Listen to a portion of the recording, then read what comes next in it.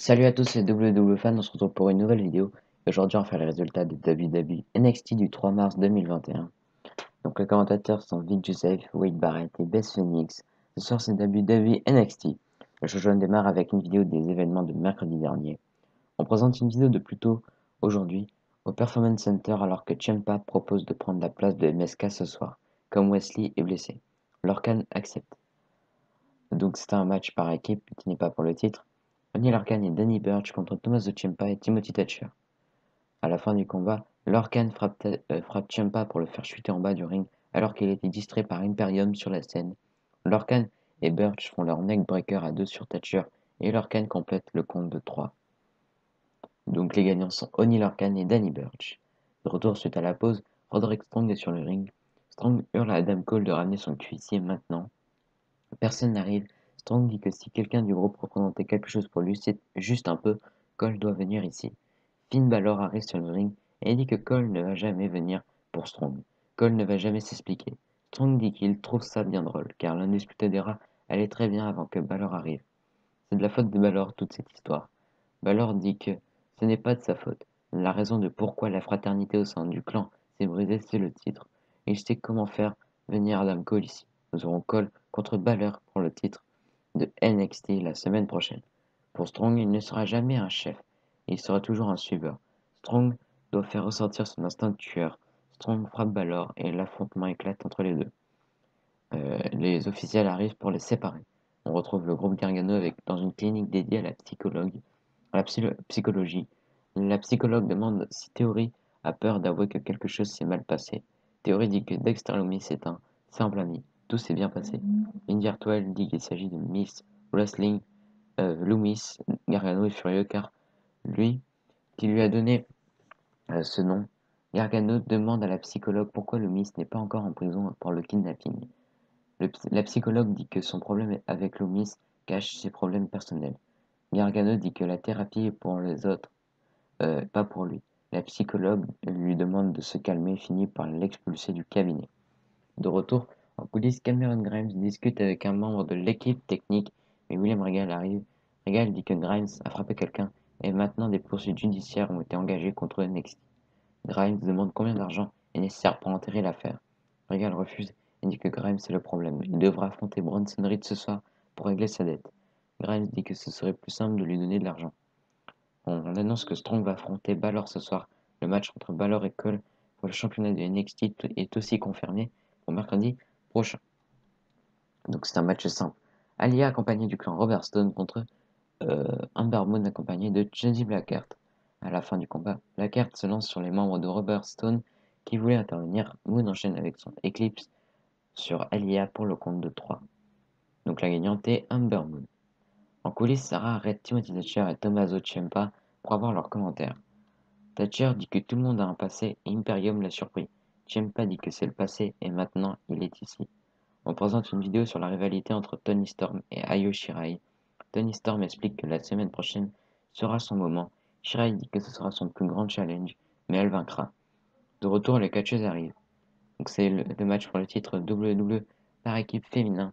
Donc Dakota Kai et Raquel Gonzalez contre Shayna Baszler et Nia Jax.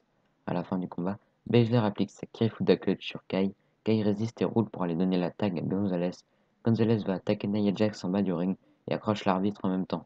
Et la charge contre la table des commentateurs. Baszler reprend sa Kirifuda Clutch sur Kai et Adam Pearce arrive pour envoyer un autre arbitre sur le ring. L'arbitre constate que Kai est KO et il arrête le match malgré que Kai n'était pas la catcheuse légale. Donc les gagnantes sont Shayna Baszler et Nia Jax par soumission. En coulisses, on retrouve les Gargano avec la psychologue. Austin Theory dit que Loomis pourrait être son ami. Hartwell dit qu'elle le veut aussi. Candice LeRae dit que Loomis veut des victimes.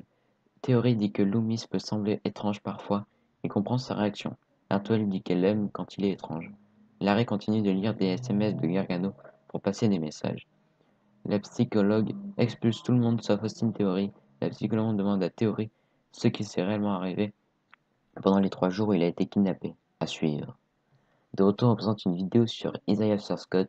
Scott dit que Leon Ruff a eu la chance pour le titre nord-américain sans rien faire, alors que lui a été obligé de se battre pour faire sa place. il a montré à Ruff que c'est terminé de rire. Il est dangereux, ça suffit de se préoccuper des autres. Il est différent. Donc c'est un match simple. Bronson Reed contre Cameron Grimes. À la fin du combat, Grimes veut partir, mais Reed se lance en saut suicide. Reed ramène Grimes sur le ring, mais la Knight lance le chapeau de Grimes sur le ring pour distraire l'arbitre. Knight frappe Reed dans le cou. Grimes en profite pour faire son cave-in sur Reed pour le compte de 3. Donc le gagnant est Cameron Grimes. De retour, on présente une vidéo de la victoire de Karrion Kross face à Santos Escobar mercredi dernier. On retourne avec la psychologue et Austin Theory dit que pendant les 3 jours de kidnapping, c'était bien. Il a regardé des cartoons en mangeant beaucoup de céréales. Loomis est un bon gars. La psychologue demande s'il sait pourquoi Loomis l'a ramené.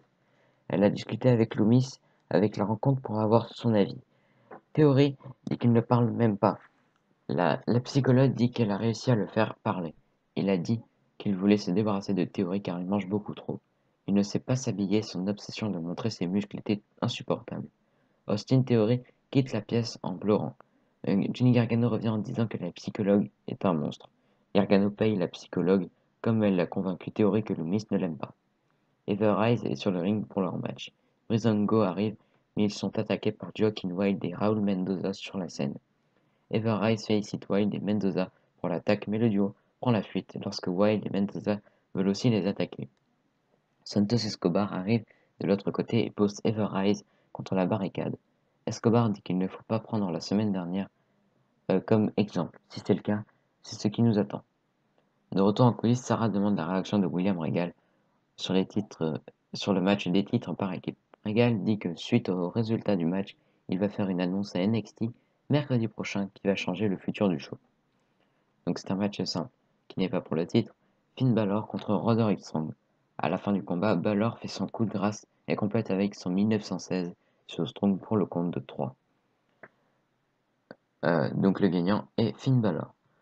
À la fin du match, le show se termine avec une célébration de Balor et Adam Cole arrive sur la scène pour le regarder.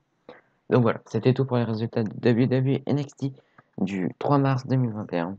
Du coup, on continue les vidéos. Allez, abonnez-vous, lâchez les pouces bleus, des commentaires. Allez, bye.